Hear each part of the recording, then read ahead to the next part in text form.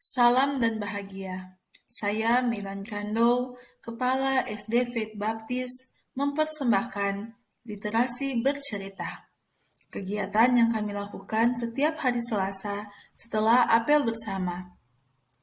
Dalam kegiatan literasi bercerita, anak-anak kelas 4, 5, dan 6 akan menceritakan sebuah cerita kepada adik-adik kelas 1, 2, dan 3.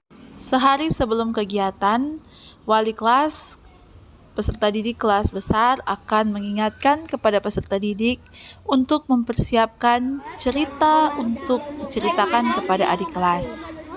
Cerita yang dibawakan merupakan cerita edukasi, baik cerita religi maupun cerita rakyat. Cerita dapat bersumber dari media sosial yang mereka lihat maupun dari buku-buku yang mereka pinjam dari perpustakaan sekolah. Menjadi raja yang baik hati dan tidak sombong. Untuk sumber literasi, kami mendapatkan bantuan buku bacaan dari pengawas bina Ibu Fiana Wallace. Kegiatan ini sangat bermanfaat dilihat dari dampak meningkatnya literasi di raport pendidikan kami. Mona Aseger, saya dari SD Fit Baptis. Literasi yang dilakukan di sekolah kami adalah literasi di mana siswa kelas besar bercerita kepada siswa kelas kecil. Setelah itu, siswa kelas kecil menceritakan kembali apa yang mereka dengar dari siswa kelas besar.